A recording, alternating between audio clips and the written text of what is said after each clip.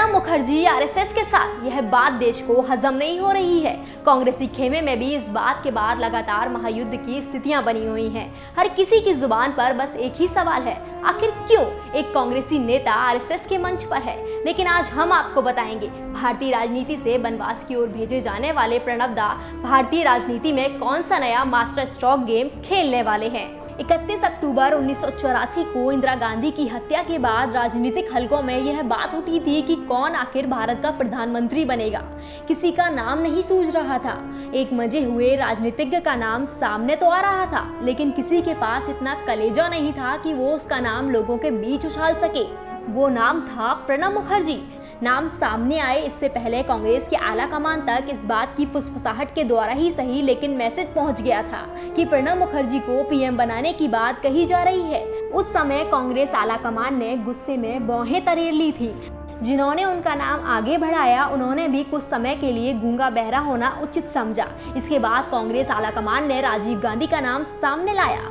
राजीव राजनीति में नहीं आना चाहते थे, सोनिया भी इसके पक्ष में नहीं थी, लेकिन सवाल था कि कांग्रेस की विरासत का क्या होगा। आखिरकार राजीव गांधी देश के प्रधानमंत्री बने। यह पहली बार था जब प्रणब का नाम देश के प्रधानमंत्री के रूप में आगे किया गया।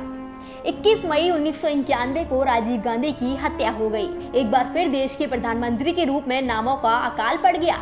अकाल इसलिए कि डर था कि किसी के जहन में कोई नाम सुझाए और वो कांग्रेस की आंखों की किरकिरी ना बन जाए।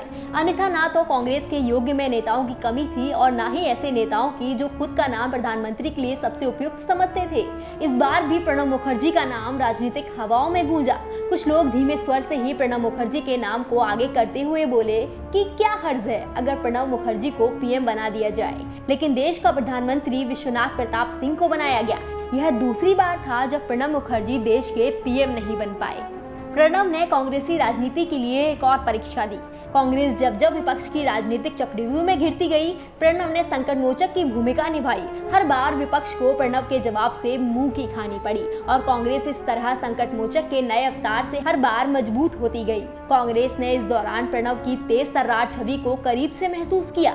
उसके शातिर नेताओं ने इसे राजनीतिक भविष्य के लिए खतरे की घंटी माना।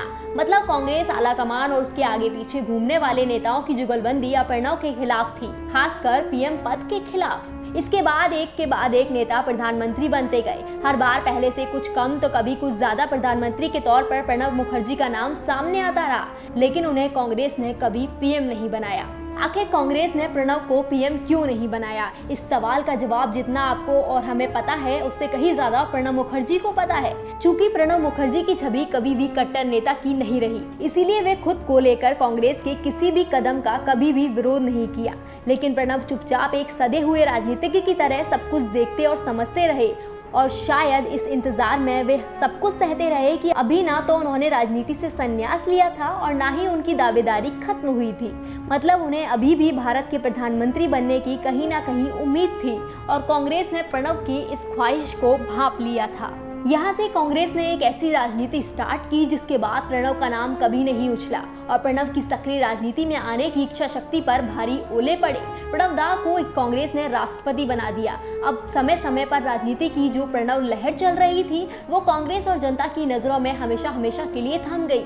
लेकिन ये कांग्रेस की सोच थी। लहर अब बवंडर का रूप ले चुकी थी। बवंडर आरएसएस के मंच से उठने वाला था। अब प्रणब की बारी थी।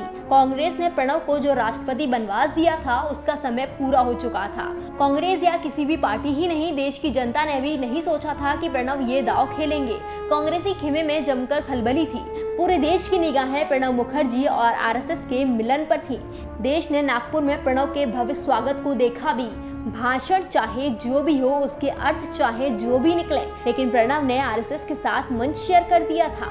पश्चिम बंगाल विधानसभा चुनाव और लोकसभा 2019 के चुनाव के लिए बंगाली समुदाय ने उन्होंने बिगुल फूंक दिया था। बिगुल बीजेपी के समर्थन का, ममता के किले को ढहाने का, बीजेपी को पश्चिम बंगाल में दूसरे नंबर से पहले नंबर की पार्टी के स्तर पर लाने का। यह कहना गलत नहीं होगा कि प्रणब के अंदर कांग्रेस के प्रति अपने समर्पण को लेकर और उनके बाद कांग्रेस के व्यवहार से कहीं ना कहीं छटपटाहट थी। क्योंकि उन्होंने कांग्रेसी नीति को अच्छी तरह भांप लिया था कि अब कांग्रेस को उनकी कोई जरूरत नहीं है। और सही मायने में देखा जाए तो यही कांग्रेस ने सबसे बड़ी भूल कर दी। कांग्रेस ने यहाँ एक गेम खेला। गेम इस बात का कि बंगाली समुदाय जानता है कि प्रणव कांग्रेसी है और इसी बात का फायदा कांग्रेस प्रणव की आखिरी सांस तक उठाएगी। लेकिन प्रणव कुछ भी नहीं भूले, वे मौके के इंतजार में थे। आरएसएस के साथ वे इससे पहले भी 4 बार मिल चुके हैं, मतलब उनकी राजनीतिक इच्छा शक्ति अभी भी बाकी है। वे अब उस वनवास से बाहर निकलना चाहते हैं जिसे कांग्रेस ने उन्हें दिया था। क्या प्रणव के आरएसएस के साथ आने से राजनीतिक मायने दूर तलक जाएंगे?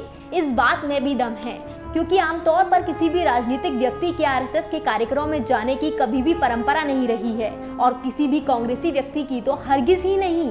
तो क्या प्रणब मुखर्जी के इस कदम को एक बनवासी का कांग्रेस से बदला समझा जाए? तो आरएसएस के मंच पर प्रणब मुखर्जी ही क्यों, बस देखते जाइए। प्रणब मुखर्जी की राजनीतिक काट अगर किसी के पास है तो वह खुद प्रणब मुखर्जी ही हैं। हमारे साथ जुड़े रहने के लिए हमारे YouTube चैनल को सब्सक्राइब करें, साथ ही बेल आइकन को दबाएं। नेटवर्क न्यूज की खबरें सबसे पहले देखने के लिए।